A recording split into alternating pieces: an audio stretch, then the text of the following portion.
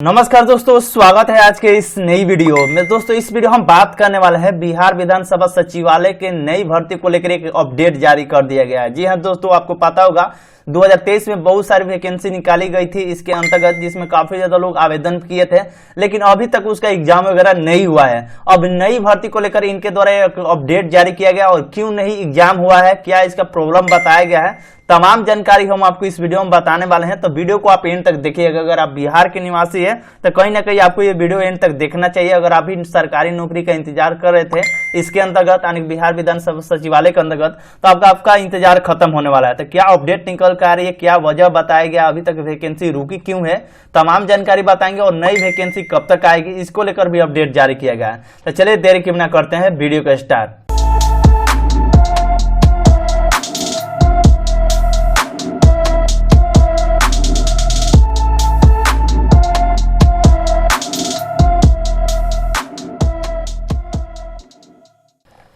तो चलिए दोस्तों, अभी इस नोटिफिकेशन का पूरा हम रीड करते हैं और इसमें क्या जानकारी दिया गया, बारी बारी से हम आपको जानकारी बताएंगे। यहाँ पे देख सकते हैं बताया गया है बिहार विधानसभा सचिवालय, जो कि आवश्यक सूचना दिया गया है। इसमें बोला गया है बिहार विधानसभा सचिवालय में विभिन्न कोटि के रिक्त पदों पर सीधी भर्ती हेतु ली जाने वाली परीक्षाओं, इससे संबंधित अन्य कार्यों को चलाने के लिए यानी संचालन हेतु एजेंसी का चयन करने के लिए राष्ट्रीय स्तर के समाचार पत्रों यानी कि न्यूज पेपर में प्रकाशित जो भी NIT नंबर था 02/2024 के दिनांक 5/6/2024 तथा बिहार विधानसभा के वेबसाइट पर जारी किया गया था। रिक्वेस्ट फॉर प्रोपोजल के माध्यम से इच्छुक नियोक्ताओं को निविदा आमंत्रित किया गया था और निविदा आमंत्रण के अंतिम तिथि जो रखा गया था 10/7/2024 को रखा गया था, जो कि 3 बजे तक ही रखा गया था। और उक्त निविदा आमंत्रण सूचना के आलोक में 6 निविदाओं को निविदा प्राप्त हुआ है और दिनांक 10/7/2024 को 4 बजे अपतकाल में निविदाओं का उपस्थिति में निविदा मूल्यांकन की समिति के समक्ष तकनीकी निविदाओं को खोला गया है। यानी कि दोस्तों आप लोग अक्सर देखे होंगे जो भी बिहार विधानसभा सचिवालय के अंतर्गत बहुत सारी जो वैकेंसी निकाली गई थी, जिसमें हम आपको वीडियो भी बनाकर जानकारी दिए थे, जो कि आप लोग देखे होंगे। लेकिन उसका एग्जाम ना होने का वजह था कंपनी, यानी कि जो भी एग्जाम लेने वाली जो कंपनियां थी उस पर कुछ न कुछ प्रॉब्लम आ गया था। कुछ अलग अलग प्रकार से जो भी XYZ आप समझ सकते हैं, यानी कि अलग अलग प्रकार की उसमें दिक्कतें देखने को मिली विभाग को, यानी कि बिहार विधानसभा सचिवालय को। उसी को देखते हुए वैकेंसी को थोड़ा रोक दिया गया था, यानी कि आप सही तरीके से काम नहीं करा रहे हैं, सही टाइम से आप एडमिट कार्ड मतलब जारी नहीं कर रहे हैं, यानी कुछ ना कुछ प्रॉब्लम आ गया होगा, जो कि हमें भी मालूम नहीं है। लेकिन अब इनका कहना है कि हमने नए स्तर से नई कंपनियों को चयन करने के लिए एक सूचना प्रकाशन किए थे, जो कि समाचार पत्रों में राष्ट्रीय स्तर के और साथ साथ अपने वेबसाइट पर भी, यानी कि जो भी बिहार विधानसभा के सचिवालय का ऑफिशियल वेबसाइट है इस पर भी प्रकाशित किया गया था, जिसका डेट रखा गया था जो भी निवेदक का आमंत्रण तिथि जो रखा गया था 10/7/2024 यानी कि 10 जुलाई 2024 तक रखा गया था 3 बजे तक। जो कि इसमें जो आवेदन अभी तक आया है 6 नियोक्ताओं से आवेदन प्राप्त हुए हैं, जिसका जो भी है दिनांक 10/7/2024 को 4 बजे नियोक्ताओं को उपस्थिति में निविदा मूल्यांकन की समिति के समक्ष तकनीकी नियोक्ताओं को खोला गया है। यानी कि इसको लेकर नए कंपनी को, यानी कि जो एग्जाम लेगी, नए कंपनी को खोजा जा रहा है बिहार विधानसभा सचिवालय के द्वारा, जिसको लेकर यानी कि 6 अभी तक यानी कि कंपनियों ने आवेदन किया है, जिसका जो ओपन हुआ है, यानी कि देखा गया कि कौन कौन सी कंपनी आवेदन हुए, जो कि 10/7/2024 को देखा गया है, जिसमें 3 कंपनियों को चयन किया गया, जो कि देख सकते हैं वी साइनिंग टेक जो भी है पुणे की कंपनी है, एपटेक लिमिटेड जो कि मुंबई की कंपनी है, ICEF जो इंडिया यानी कि बेंगलोर की कंपनी है, यानी कि 3 कंपनियों को चयन किया गया है। यानी कि जो भी पुरानी जो कंपनियां थी उसमें कुछ बाधाएं आ गई थी, जिसकी वजह से आपका एग्जाम कंडक्ट नहीं कराएगा। ना ही आपको देखे होंगे अक्सर एडमिट कार्ड को लेकर लिंक भी एक्टिव कर दिया गया था इसके ऑफिशियली वेबसाइट पे, यहाँ से आप अपना एडमिट कार्ड भी जारी कर दिया गया था, लेकिन एडमिट कार्ड डाउनलोड ही नहीं हो रहा था। इसी की वजह से यानी कि कंपनी को हटा दिया गया था किसी कारण पर। अब नए कंपनी को चयन किया जा रहा है ताकि आपका एग्जाम हो सके। अब देखेंगे और भी इसमें जानकारी बताएगी, हम आपको एंड तक बने रहेगा, पूरी जानकारी अपने भाषा में समझाएंगे ताकि आपको पूरी जानकारी समझ में आ जाए और क्या इसका असली मसला है। बताया गया निविदा मूल्यांकन की समिति द्वारा 11/7/2024 के बैठक में निर्धारित कार्यक्रम के अनुसार नियोक्ताओं से डेमो प्रेजेंटेशन लिया गया था और उनसे प्राप्त तकनीकी निविदाओं पर समिति द्वारा विचार भी किया गया था, जो कि एसेंशियल टेक्निकल फ्री रिक्वेस्ट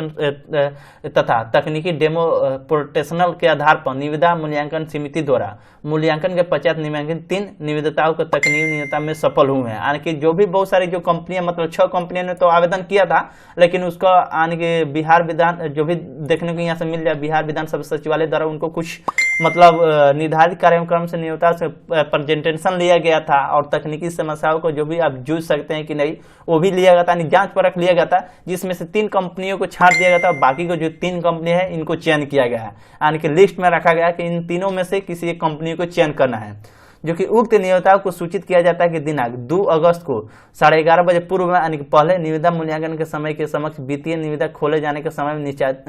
निश्चित रूप से उपस्थित रहेंगे, यानी कि इसको चयन कर लिया गया 3 कंपनियों को। अब विभाग इसको मतलब चयन करेगा कि अब कौन कंपनियों को सिलेक्टेड किया जाए ताकि वो एग्जाम कराए। तीनों में से कंपनी को चयन किया जाएगा, लेकिन फिलहाल अभी 3 कंपनियों को चयन कर लिया गया है। तो इसको जो अपडेट हो अब आगे की मिलती रहेगी। फिलहाल इसी की वजह से आपका जो भी पुरानी जो वैकेंसी थी वो उसको मतलब टाइम लगा है, अभी तक एग्जाम नहीं हुआ है। अब मान लीजिए कि जो पुराने लोग है आवेदन कर लिए हैं, अब उनको क्या होगा, तो इस पेपर कटिंग में जानकारी दिएगा। अब इस पेपर कटिंग के बारे में हम आपको बताएंगे। बताया गया यानी कि नियुक्ति करने के लिए नए एजेंसी से चयनित 2 महीने बाद विज्ञापन निकलेगा, यानी कि जो भी अब नए स्तर से नियुक्ति जो प्रक्रिया होगी अब 2 महीने बाद इसको लेकर यानी कि नोटिफिकेशन निकलेगा। जैसे एजेंसियों का चयन कर लिया जाएगा तो यानी कि बिहार विधानसभा सचिवालय के बीसी का वही फुल फॉर्म होता है, विधानसभा सचिवालय में 4 साल बाद यानी कि 347 पदों पर नियुक्ति होगी, यानी कि 4 साल बाद आप समझ सकते हैं कि नियुक्ति हो रही है, जो कि कितना पद पर दिया गया है, जो कि आपको यहाँ से देखने को मिल जाएगा 347 पद पे। अब इसमें पद की बात करते कौन कौन सा पोस्ट रहने वाला है,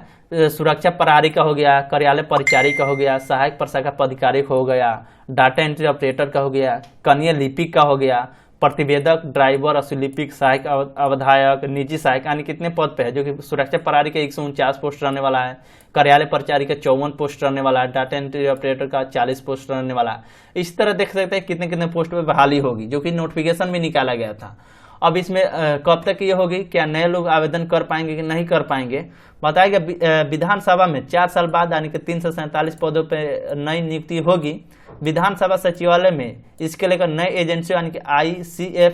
चुन ली है। 2 महीने में एग्रीमेंट होगा और एजेंसी पदों के हिसाब से सॉफ्टवेयर बनाएगी और विज्ञापन भी निकालेगी, यानी कि नई एजेंसी को तो चयन कर ली गई है और 2 महीने बाद इसको लेकर एक ऑफिशियल नोटिफिकेशन आएगा, जिसके माध्यम से उसके हिसाब से सॉफ्टवेयर भी बनाएगी कंपनी और नोटिफिकेशन भी निकालेगी। आशा है कि मार्च 2025 तक एजेंसी बहाली करा लेगी, यानी कि अब देख सकते हैं 2024 में भी आपका दाल गलने वाला नहीं है, यानी कि मार्च 2025 तक आपकी वैकेंसी जो है वो होने की संभावना है। वर्तमान विधानसभा के 3.5 साल के कार्यकाल में 3 विधानसभा अध्यक्ष बन चुके हैं। विजय कुमार सिन्हा बहाली नहीं करा पाए, दूसरे अवध बिहारी चौधरी के समय बहाली विवाद में फंसी हुई थी, यानी कि जो भी वे बहाली बहुत दिनों से लटकी हुई थी, जो कि अभी तक बिहार के यानी कि विधानसभा अध्यक्ष यानी कि 3 बन चुके हैं, जो कि पहले जो है विजय कुमार चौधरी सिन्हा ने बहाली नहीं करा पाए और दूसरी जो थे जो कि सीवान जिले से थे यानी कि अवध बिहारी चौधरी जी, जो कि समय पर बहाली के विवाद में फंस भी गए थे, यानी फांसी तो रद्द हो गई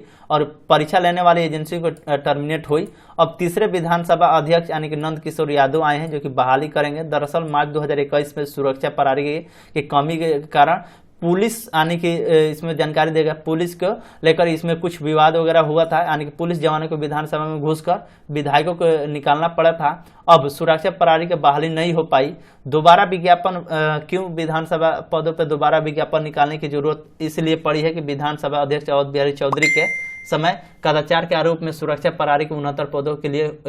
परीक्षा रद्द करनी पड़ गई थी। एजेंसी यानी कि IIP हाई कोर्ट फैसले अभी नहीं आया है, हालांकि परीक्षा लेने पर रोक नहीं होने के कारण विधानसभा सचिवालय ने नई एजेंसी बहाली कर रिक्त पदों भरने की कार्रवाई शुरू कर दी है। अब पुराने विज्ञापन के आधार पर फिर से विज्ञापन निकलेगा। राहत की बात है कि अभ्यर्थी ने पहले जो आवेदन फॉर्म भरा है उन्हें दोबारा आवेदन फॉर्म भरने की कोई जरूरत भी नहीं पड़ेगी, यानी कि जो भी पहले जो आवेदन फॉर्म भर दिए हैं अब उनको आवेदन फॉर्म भरने की कोई जरूरत नहीं पड़ेगी। उसी फॉर्म पे आपका एडमिट कार्ड निकलेगा, एग्जाम कंडक्ट होगा और इस भर्ती का जो भी है आगे का प्रोसेस होगा। तो इसमें बता दें दोस्तों, नए अब स्तर से जो भी बहाली आएगी, अब जो भी कंपनियां सिलेक्टेड हो जाएंगे उसी के आधार पर भी बहाली आएगी और वही कंपनी आपका एग्जाम वगैरह कंडक्ट कराएगी। तो आप देख सकते हैं अब इसको लेकर आने के मार्च 2025 तक बोला गया है कि आपका एग्जाम होगा। तो यही कुछ अपडेट है, आगे का जो भी वैकेंसी जो आने वाली है अब बहुत जल्द आएगी और इसको लेकर आने के अब मान लीजिए कि इस साल तो इसमें वैकेंसी आएगी, क्योंकि अभी 2 महीने बाद इसको लेकर कंपनी चयन किया जाएगा, उसके लेकर सॉफ्टवेयर वगैरह बढ़ेगा तो उसमें भी टाइम लग सकता है। तो यही कुछ अपडेट था, इसी वजह से आपका एग्जाम नहीं कंडक्ट कराया जा रहा था। वीडियो आपको अच्छा लगा तो लाइक कर दीजिएगा। आपके मन में किसी प्रकार का सवाल है तो हमारे वीडियो कमेंट सेक्शन में आप कमेंट कर सकते हैं।